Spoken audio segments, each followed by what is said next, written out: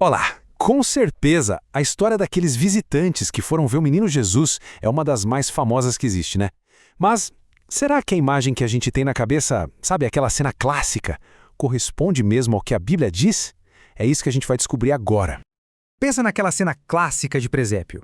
Os três reis magos ali, do ladinho dos pastores, bem na noite em que ele nasceu. Todo mundo conhece essa imagem. Mas e se eu disser que essa cena tão popular talvez não seja bem assim? Pois é. A verdade é que o relato da Bíblia conta uma história bem diferente da tradição. Então o que a gente vai fazer aqui é separar o que é lenda do que é a verdade, olhando só para o que está escrito nas Escrituras. Vamos lá? Ok, então vamos começar pelo começo. Quem eram esses homens, afinal? A tradição diz que eram reis, né? Só que a Bíblia dá uma descrição, digamos, bem mais específica. E aqui vem a primeira grande questão. Eram reis de verdade? Olha, a imagem de reis com presentes caros é muito forte, marcou a nossa tradição. Mas a pergunta que fica é, a Bíblia confirma que eles usavam coroas? E aqui a gente chega num ponto super interessante. O texto original da Bíblia, lá no grego, usa a palavra mágoi. E sabe que mágoi significa? Não é reis. A palavra se refere a magos, ou, para ser mais exato, astrólogos. Pessoas que se dedicavam à astrologia e outras artes ocultas. Tanto que muitas traduções mais modernas da Bíblia já corrigiram isso e usam a palavra astrólogos, para ficar mais fiel ao que estava escrito originalmente. Tudo bem, então eles eram astrólogos, não reis. Entendido. Mas eram três, né? Pelo menos é isso que a gente aprende desde pequeno. Mas será que a fonte original confirma esse número? E aí vem outra surpresa. A Bíblia em nenhum lugar diz quantos magos foram visitar Jesus. Esse número 3, na verdade, é uma dedução. Uma tradição que nasceu porque eles levaram 3 tipos de presentes. Lembra? Ouro, olíbano e mirra. Mas o número de visitantes mesmo, olha, poderiam ter sido 2, poderiam ter sido 12 ou mais. A Bíblia simplesmente não fala. Certo. E os nomes? Gaspar, Melchior, Baltazar, todo mundo conhece. Esses nomes são tão famosos quanto a história em si. Mas de onde será que eles surgiram? Então, o ponto é este. Esses nomes não aparecem em nenhuma parte da Bíblia. Eles foram inventados séculos depois, em lendas, que queriam, dar uma enfeitada na história, adicionar mais detalhes. Mas, se a gente for olhar só para a Bíblia, os visitantes não têm nome.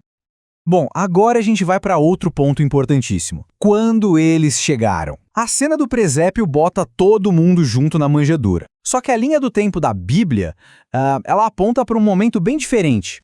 Olha só essa sequência de fatos. O relato bíblico é claro. Quando os astrólogos chegaram, Jesus e a família já estavam numa casa. Não estavam mais no estábulo, na manjedoura.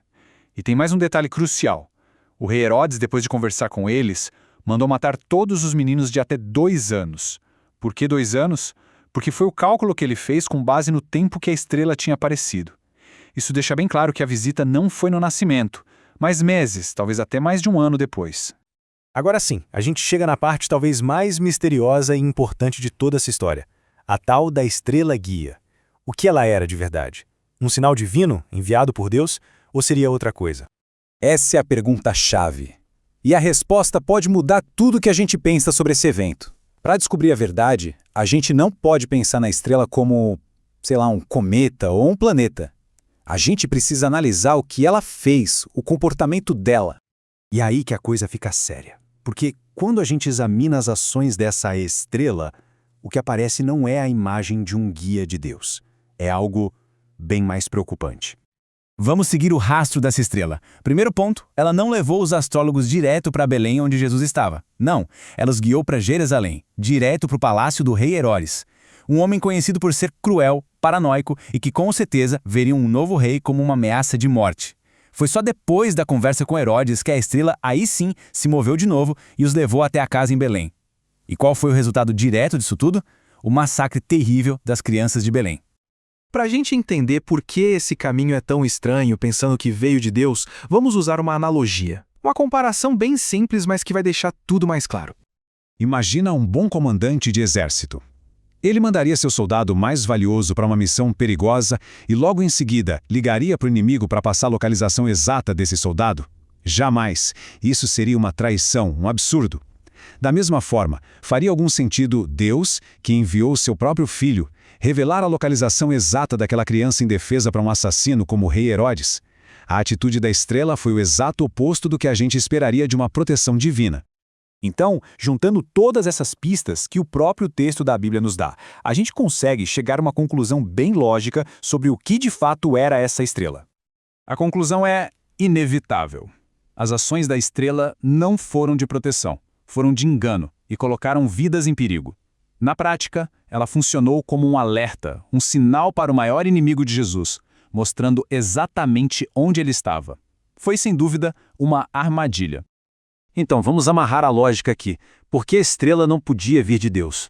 Primeiro, Deus jamais guiaria alguém direto para o inimigo do seu filho. Segundo, as ações dela levaram diretamente à morte de inocentes. Em terceiro, e mais importante, o próprio caráter de Deus, como a Bíblia descreve, é totalmente incompatível com o mal. Ele não age de forma enganosa. E a própria Bíblia confirma isso de forma definitiva. Tem um texto lá em Jó que diz: longe do verdadeiro Deus agir com maldade, e do Todo-Poderoso cometer injustiça. Fica claro, né? É impossível que Deus seja fonte de algo que levou a tanto engano e morte. Simplesmente não combina com quem Ele é. Portanto, quando a gente olha além das tradições, além das músicas de Natal e dos presépios, a Bíblia revela uma história bem mais séria. A gente vê que os visitantes eram astrólogos e não reis, que não sabemos quantos eles eram, e que eles chegaram muito tempo depois do nascimento. E, o ponto central de tudo, aquela estrela não era um guia de Deus. Era uma armadilha, uma estratégia do mal que colocou a vida do menino Jesus em risco e causou uma tragédia. Essa é a verdade que a palavra de Deus nos mostra com toda a clareza.